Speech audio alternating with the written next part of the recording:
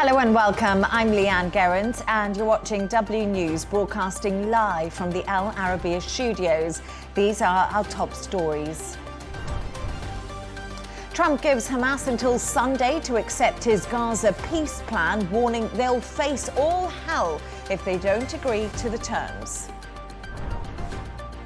The US Senate is set to vote on plans that could end the government shutdown. A judge has indicated Diddy will likely get between 6 to just over 7 years after being found guilty on 2 counts of transportation for prostitution. And Taylor Swift releases her much-anticipated 12th studio album, The Life of a Showgirl.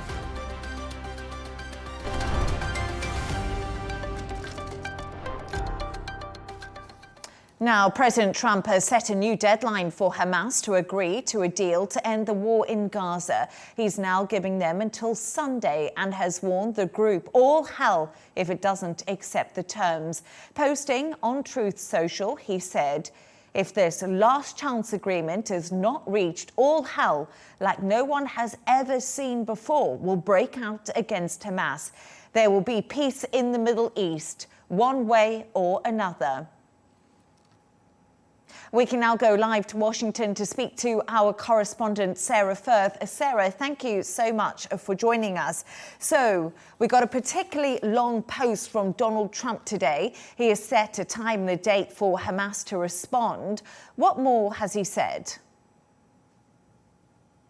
Yes, Leigh-Ann, President Trump putting Hamas on notice here with this new deadline for Sunday evening for Hamas to accept that new Gaza peace deal. He warned that if they don't accept, that Hamas will be hunted down and killed. Now, this was a post on Truth Social that the president put up just a short while ago, as you said there, saying that there will be peace in the Middle East one way or another. So that new deadline has now been set. It's for Sunday, 6 p.m. here, Washington, D.C. time. And all eyes, of course, are going to be on whether or not Hamas responds before that new deadline that the president has set is up. And Sarah, we actually haven't heard directly from Hamas, but according to reports, the group is split on the proposal. What more do we know? Yes, Leigh-Ann, we haven't heard from Hamas. They haven't officially responded to this. Now, what we do know from reports is that mediators, Hamas officials, are going to be discussing this quite intensely right now. They haven't reached a decision. Interestingly, BBC reporting today that mediators in Qatar, they've indicated that they would be open to the offer that's on the table, that new Gaza peace deal, the 20-point plan, with potentially some adjustments, but they don't have control of the narrative and the discussions with the leadership of Hamas on the ground in Gaza, and they don't have the control of the hostages. So the BBC reporting that they understand that the head of Hamas's military wing in Gaza has indicated that he does not agree to a new US ceasefire plan. Of course, these are all just reports at the moment. We haven't officially heard from Hamas in response to this peace plan that's on the table. But the clock is now ticking, and the warnings couldn't be clearer from President Trump that this is Hamas's one last chance, he said in that post. So 6 p.m. On Sunday, DC time, is the deadline that the president has set. And as we said, he's saying in that post, if they don't accept, they will be hunted down and killed. And Sarah, let's just move on to the government shutdown now too. And today there's another crucial vote on Capitol Hill. Is it likely to bring the country any closer to ending the shutdown and this deadlock that we're seeing? Well, both sides seem to really be digging in here. Look, we're in the 3rd day of this federal government shutdown. We've heard Republicans speaking just a really short while ago in a press conference, House Speaker Mike Johnson saying, we have nothing to negotiate. He's reiterated that they've presented a clean bill that they expect the Democrats to respond to. He accused the Democrats of as being selfish and reprehensible. So I don't have anything to negotiate. That was Republican House Speaker Mike Johnson's message just a short while ago. Democrats, for their part, they've come out and really stood firm, saying they're not going to agree to a short-term funding bill unless they see the extension of those expiring healthcare subsidies. There is going to be a vote a little bit later on Capitol Hill, about 1 p.m, so just under an hour's time here in the Capitol. The very first vote that failed, you had 3 Democrats that did vote for the funding bill. Republicans need 5 more Democrats. It looks unlikely at this point, Leigh-Ann, that they are going to get that today. We've heard that if the vote again fails for a 4th time, that they're going to potentially look at maybe what would happen over the weekend, but much more likely that you'd see this issue pushed into next week and the vote taking place again and again. Republicans signaling they'll just keep voting until they hopefully see cracks in the Democratic line, maybe get a few of the Democrats over. But of course, the longer this drags on, the more pain potentially for the American people. And of course, the federal government workers right now across the country who are just so worried about the potential outcome of all of this and the fallout for them, their livelihoods on the line right now. Yes, absolutely. And Sarah, let's just talk about that a little bit more. Who is feeling the impact most acutely right now? And how quickly do ordinary Americans start to feel the pain?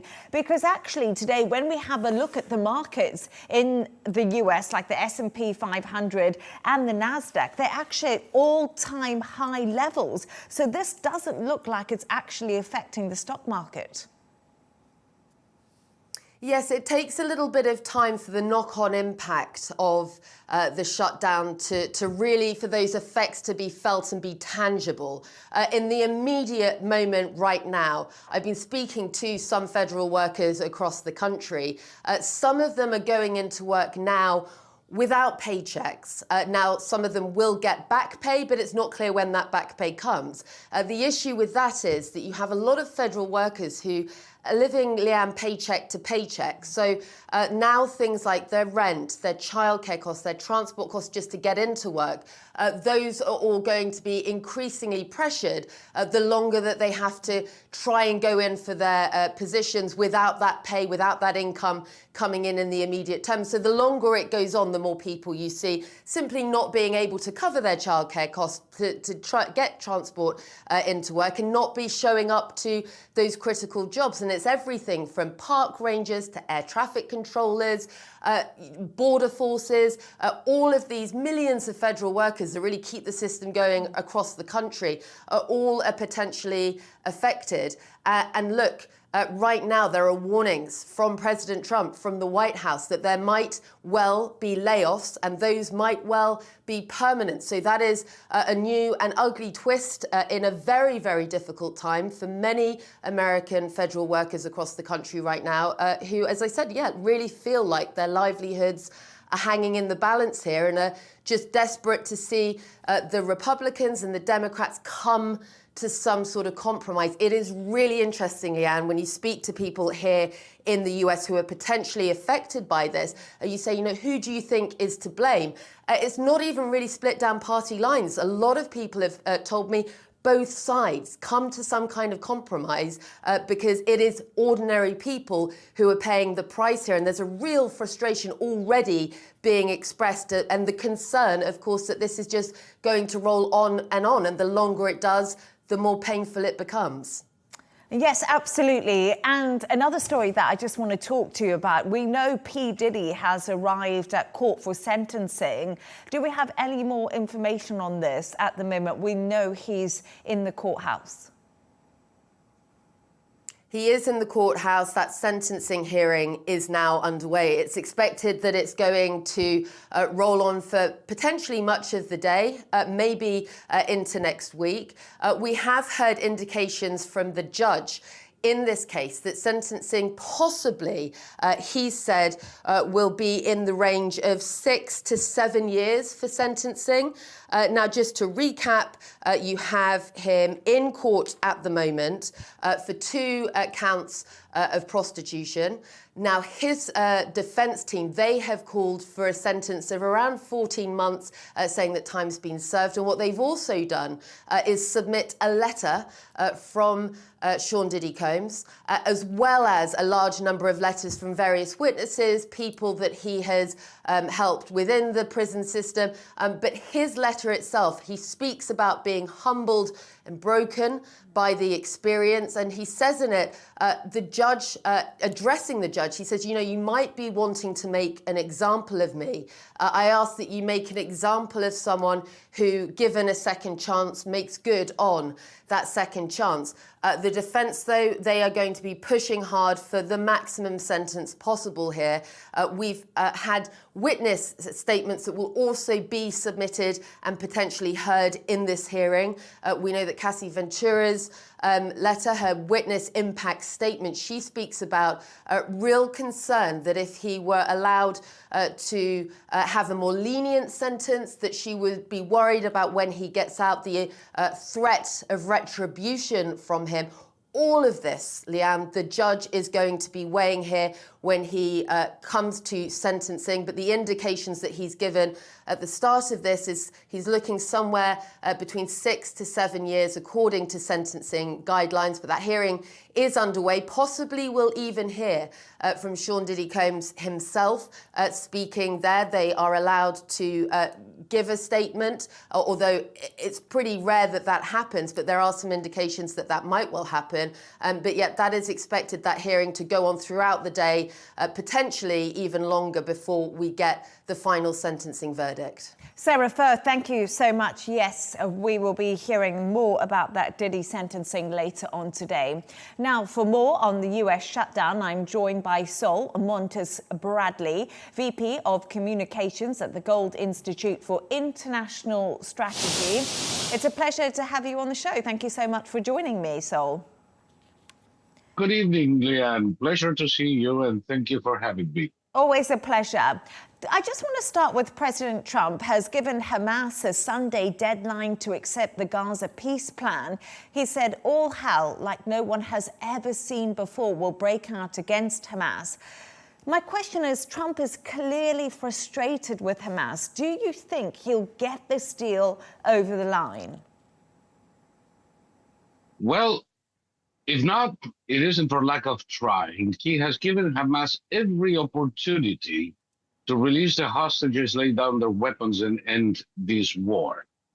And Hamas hasn't taken any of it, like they haven't taken any offer made to them, as far as I can think, the Clinton administration, when they were offered nearly, the Palestinians were offered nearly everything they ever wanted and still rejected it. Hamas is not interested in ending this war.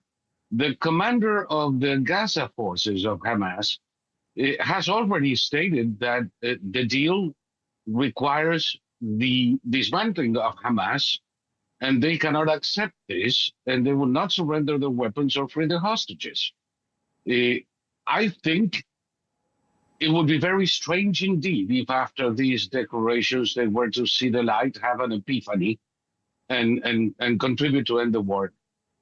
There is nothing else President Trump can do. And if they do not lay down their arms and release the hostages, we're going to see for about a week, literally a hunting of the last remains of this terrorist organization. And so let's move on to another topic, and another day, and the shutdown does continue, but we have a vote on the short-term spending bill in the Senate later today. Are the Democrats going to cave, or is this fight just going to go on? Not yet. I don't think the Democrats are going to cave in yet. You have to remember that the shutdown is not an economic, it's a political. They started when the Attorney General of Jimmy Carter in 1980 left a parting gift to the incoming Reagan administration of an opinion that, according to him, continuing services by non-essential personnel was illegal. Now, this could be changed at any moment, and in fact, for 200 years, Whenever there was a disagreement on the budget, the government continued to function with the assumption that Congress would eventually get something done. Since 1980, it hasn't been like that. Congress has the ability, parties in Congress have the ability to hold a loaded gun, so to speak, on the president at the moment. We have to remember that the longest shutdown was 31 days in the first Trump administration. The second longest was 21 days during the Obama administration. And during the Reagan administration, there were 8 shutdowns. So this is a political gamemanship. The Democrats are not yet in a crisis point where they have to give in, and the Republicans have no incentive to do so. This shutdown is not about any particular issue. The Appropriations Committee is working. They requested an extension until November 21st to finish the budget. It was a very straightforward deal. And the Democrats decided to extort $1.3 trillion in spending for the 6-week extension. The Republicans are having none of it. And it's not going to last too long. Usually within 10 to 14 days, it is resolved. And nothing is going to come off it. I heard today that, and by the way, your correspondent in DC did an excellent analysis of this, but I disagree with that. The National Guard is getting paid, the hospitals are getting paid. She mentioned specifically air traffic controllers. They are essential personnel, they're getting paid. So about 700,000 federal employees are getting a 1 month, a 2-week to 1 month deferment on their salaries. No, they don't have to pay for childcare because they're not going to work. They're not have to pay for transportation and parking because they're not going to work. And they even have lines of credits in banks because everybody knows they're going to collect at the end of it. So it's not a big crisis, although for the first time since I've been observing this since 1980, President Trump seems to be amenable to the idea that some of the furloughs will be permanent.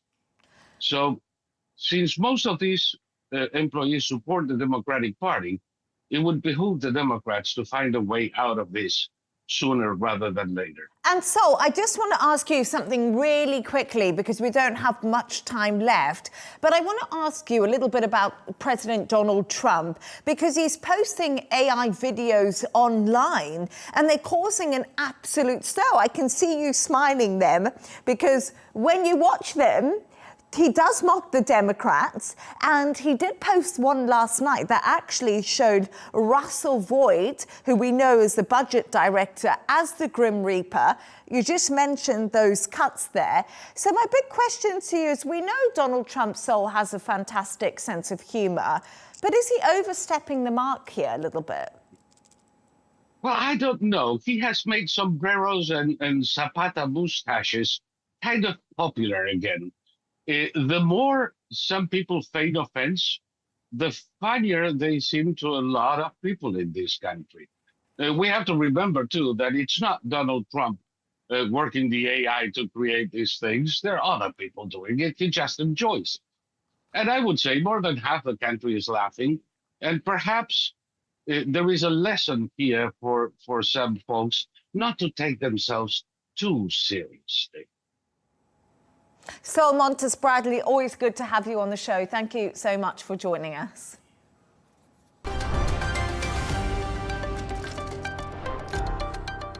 Now, British police have confirmed that one of the victims shot in the synagogue attack in Manchester was hit by police gunfire. 2 Jewish men were killed when a man drove a car at members of the public before stabbing people. They're being named as 53-year-old Adrian Dulby and 66-year-old Malvin Kravitz, the family of Jihad al-Shami, who police believe carried out the attack, have expressed deep shock and also sorrow. For more on this, I'm joined by our correspondent Ollie Barrett, who is currently in Manchester.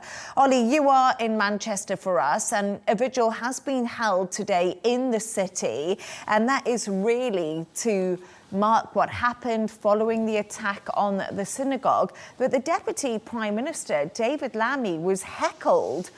Why was there so much anger aimed at him and in the crowd?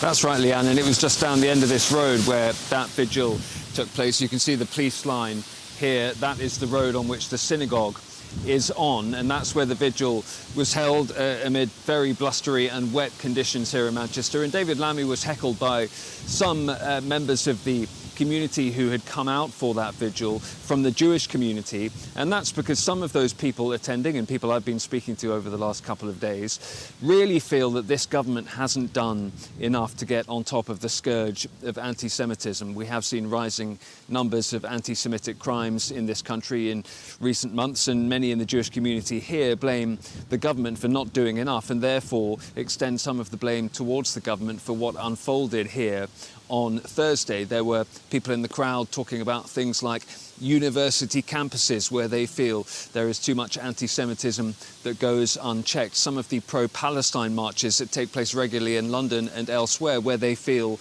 too much anti-Semitism goes unchecked. So that's why the government was on the end of some stern sounds and words coming from sections of the crowd that gathered for that vigil, Leigh-Ann. But David Lammy insisting that the government's going to do all it can to crack down on anti-Semitism and to try and make sure that Jews in this country feel safe.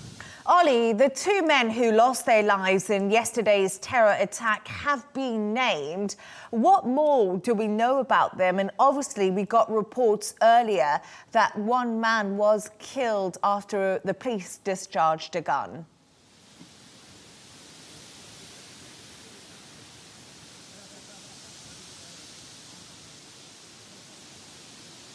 That's right. Two men in their 50s and 60s, both local men, both well known in the community. Praise has been sung about them both. And we did get that news, as you say, that one of them appears to have gunshot wounds. Now, police are also saying that the attacker did not have a firearm on him. So the conclusion has to be, therefore, that the individual received a gunshot from the police as they were trying to neutralise the attacker at the synagogue. We also heard today that one of the injured people received a gunshot as well, and that person was inside the synagogue. Clearly the bullet in that case, or bullets, went through the synagogue door. That was as people were being pulled inside and kept away from the attacker. Some of the scenes of bravery that police and other officials have been talking about that meant that although we did see 2 fatalities and several other serious injuries, that what a lot of the eyewitnesses that were there are saying is that this could have been much, much worse. And you did mention, Ollie, about these pro-Palestinian marches that are due to happen in London tomorrow. The Metropolitan Police is urging organisers to delay or cancel these planned protests. Do we know if that's going to happen or not?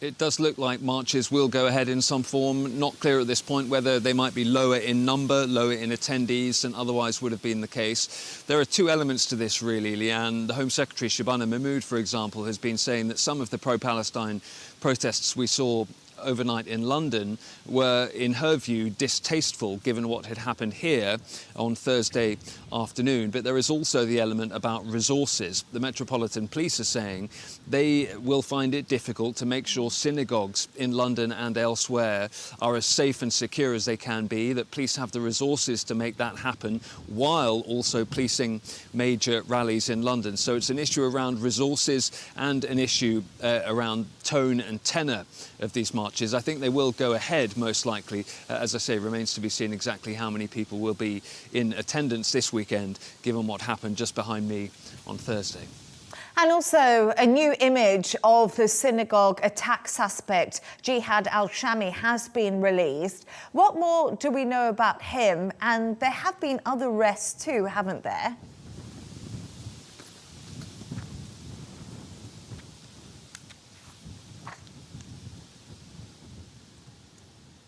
There have been several arrests on suspicion of the commission or preparation of acts of terrorism. When it comes to Jihad al-Shami, 35 years old, moved to the UK from Syria as a small child, we're told, and then received UK citizenship a number of years after that. He's described as a quiet person. Many people in his neighbourhood have described seeing him every now and again. He was into working out and weights, kept himself to himself. I have spoken to someone who knows him a little bit and said that they felt that he was a bit of a loner, perhaps a little bit kooky was the word which was used to me. His family have put out a statement today saying that they distanced themselves completely from the attack, which they described as heinous, and they said that that applied to people in the al-Shami family here in the UK, but also abroad, Leigh-Ann.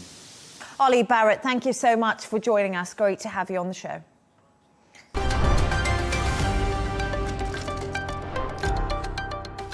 Now, Prince William has hinted there will be change on his agenda when he becomes king. The British heir to the throne made the comments to actor Eugene Levy as part of an Apple travel series, The Reluctant Traveller, talking candidly about his future role and the future of the monarchy. It's been seen as the most open and personal interview given by the royal yet. Take a quick listen. Why don't you pop down to the castle, William, from the Prince of Wales? Your Royal Highness. Nice to see you. We provide this service for everyone. We do personalized tours everywhere. What do you do when you're home? Sleep. Really? When you've got 3 small children, sleep was an important part of my life. I'd say 2024 was the hardest year I've ever had. You know, life is sent to test us as well, and being able to overcome that is what makes us who we are. For more on this, I'm joined by royal correspondent Sarah Hewson. Sarah, great to have you back on the show. So Prince William, he looks super relaxed throughout this interview, and it feels very, very personal. Actually, never seen him like this.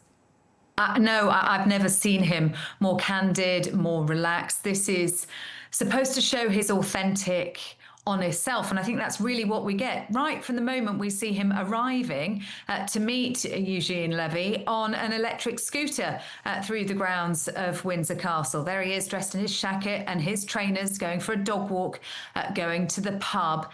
And it's the kind of conversation that you would expect a man sitting having a pint with another man in a pub to have. It's really personal. It's about his family. It's about his life as a dad. It's about trying to juggle the work-life balance. But it's also a future king setting out his vision for the monarchy. And that vision means change. And he says change is something that he's not afraid of. Actually, change is what excites him. It's very clear from this that he is a man who has a plan and a very clear picture of what a future King William monarchy will look like. And clearly family is so important to him, and he's asked about the loss of his grandmother, of course the late Queen, but also about the future generation, his young son George. Yes, he talks about missing his grandparents, particularly feeling it when he's in Windsor because the Queen loved that place so much. He talks about the last year being the hardest year of his life. He talks about his pride in his wife, Catherine, and his father, how they dealt with their cancer diagnoses.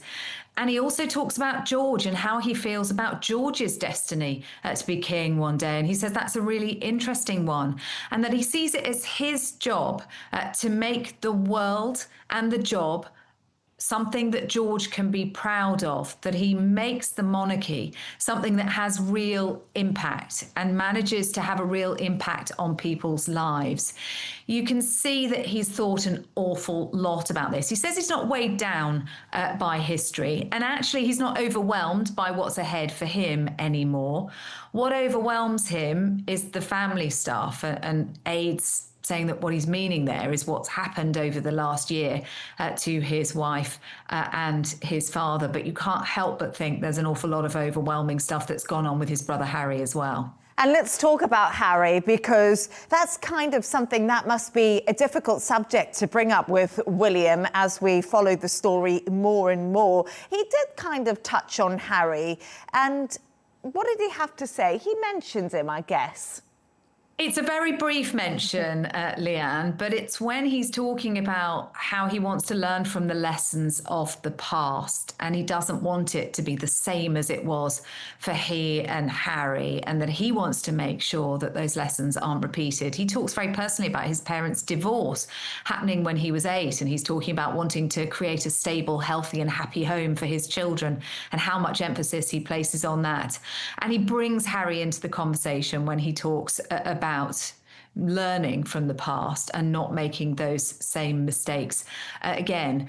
And I don't know whether we can see this as perhaps an olive branch. As you say, it's always been a difficult topic to bring up with Prince William, something that he didn't want to talk about. But that mention, maybe we're reading too much into it, but maybe it is just saying, actually, you know, we both went through a really tough time, and the wounds of the past and our childhood are still with us.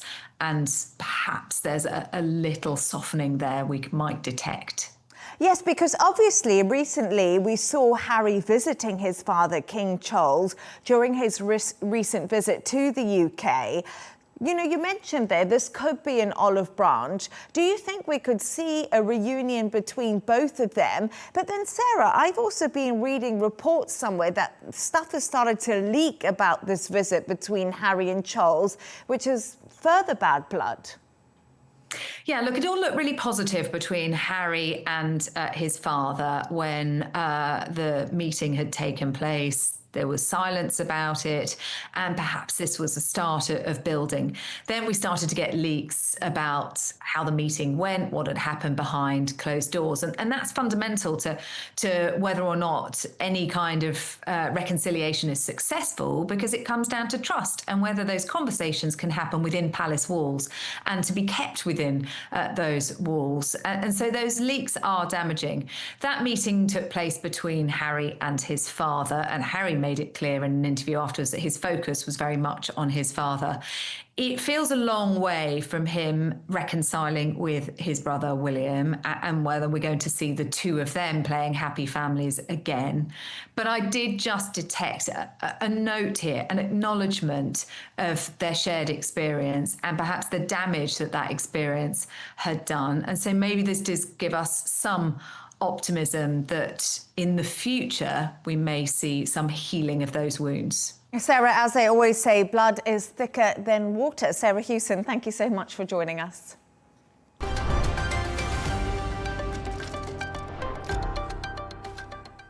And we have some breaking news. Media unions are reporting that a drone has killed a French photojournalist in Ukraine. So that's some breaking news we are getting right now. We'll bring you more on that throughout the show.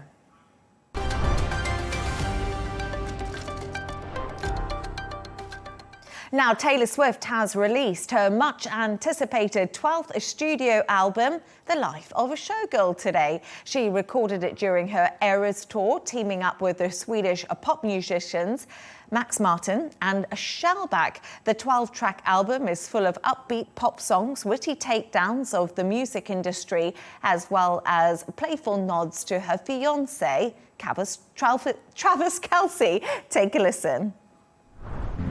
Her name was Kitty, made her money being pretty and witty. They gave her the keys to this city, then they said she didn't do it legitly. I bought a ticket, she's dancing in her garters and fishnets. 50 in the cast, 0 missteps. Looking back, I guess it was kismet. I waited by the stage door, packed in with the autograph hounds barking her name. For more on this, I'm joined in the studio by Zainab Amir, professional Taylor Swift fan and manager of Swift NYC. It's so good to have you back in the studio again, because obviously you were here when Taylor Swift got engaged to Travis Kelce. And finally, the album's here. Yes. And I don't know. She said she has really uncomplicated feelings about it. She's been doing the rounds on the media in the UK. Yeah. What are all the fans and the critics saying? And you obviously have lots of followers on Twitter. What's been the vibe? Yeah, so it's honestly, it's going off of, first of all, thank you, Leigh-Ann, for having me. Going off of the opinions from fans and critics, it's very polarizing, which I think goes to show that Taylor has done something yet again, that she has been reinventing herself with this album. You have critics from, let's say, Rolling Stone saying it's a very joyous, confident, and witty record, and then on others who might have been saying that's uneven and it's new and it's not something that they expected from her before. But fans are loving it, because if you know Taylor and you know that she's unapologetically herself, you're seeing that finally in this album and finally out to the world, and her showing that. I also had a listen to it today ahead of you coming in, and I loved her last album, The Tortured Poets Department. It was an emotional purge of all the messy breakups that she'd been through. And I listened to the latest album, and Taylor is clearly in love in this album, and it's quite poppy, actually. How does she reference Travis, and which songs have the love-struck theme to them? Because I feel like it is a lovey album. Yeah, I think more than half the album, actually. It's clear that she's in love, but half the album is pretty much about her relationship with Travis. And I think she's at this point in her life where she's never been so confident in that aspect of her personal life, and she's just showing it off. So you have these motifs of, like, let's say Elizabeth Taylor or Ophelia from Hamlet in Shakespearean style, referencing obviously not the fate of Ophelia, but how Travis has saved her from that, from being in a rut of possible purgatory, but he pulled her out of that. So you have the fate of Ophelia, which is referenced on the cover album. And then you also go into other songs like Honey, which is rephrasing those terms like honey in a bad way, but coming from something sweet like a relationship that they have. It's rephrasing words like that. And then we go into the motif of Elizabeth Taylor. So you have this idea of also saving you from kind of, it's almost like a love song, saving you from that fate as well. And again, there's so many, there's even the obvious one, Would, which also showcases that it's almost like a sentimental song with a lot of references, but that showcases more so the relationship that they have.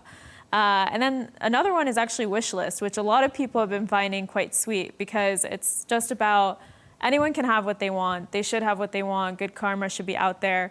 But in terms of what she wants, and this was the song that she used to finish the album and know that she was done, is that she just wants to have kids, a family, and then just a house with a basketball court. So, like, it's just these things that are alluding to fully being fledged into your relationship. Yeah, absolutely. And I do think that we can tell that the pop star who used to sing "I'm down there crying in the gym" has had a, which I can relate to, has had a bit of a turnaround. Yes. But I also wanted to talk about Taylor Swift, because one thing I love about her albums is she's quite revengeful. She's got the best put downs for her ex-boyfriends, like The Shortest Man That Ever Lived. Yes. You know, that's what we live for, hearing about who she's going to talk about. Have you heard anything like that on this track? Has she really sort of major put downs, or has she been quite...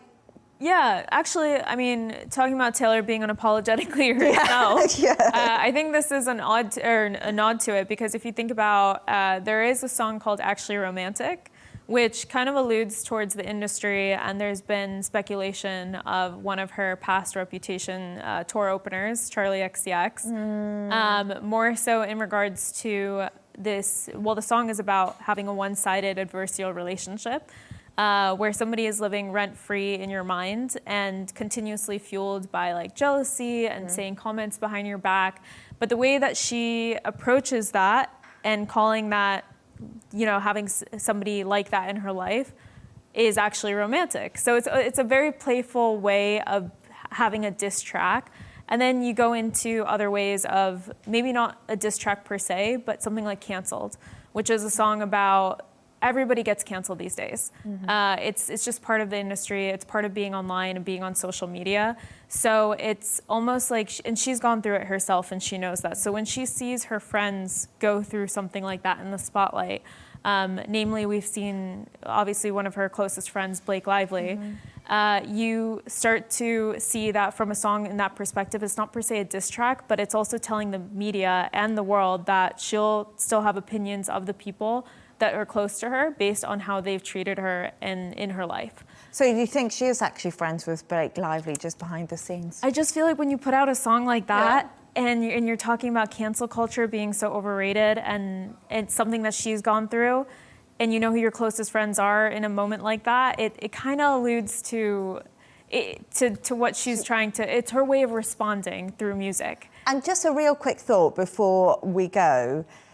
Sabrina Carpenter was on this album with her, and she normally does quite a lot of collabs. Yes. But she didn't. She just had Sabrina Carpenter. Was that a surprise? One collab? I think it was a surprise, but almost in the same way with the direction that she was taking this album as such a like pop direction, but also infectious melodies. It made sense to have somebody like Sabrina Carpenter, who's been in the spotlight for, you know, most of her sultry, clever, witty songwriting and songs that she's put out there, and then you combine that with Max Martin, Shellback as producers. It really was not a surprise that she brought somebody like that to showcase the life of a showgirl and what goes on behind the scenes. Well, it's had crazy downloads, hasn't it, on Spotify? I mean, I feel like the whole world is on it. But thank you so much for coming in, Zainab and Mia. It was great to have you back on the show to talk about Taylor Swift, my favourite.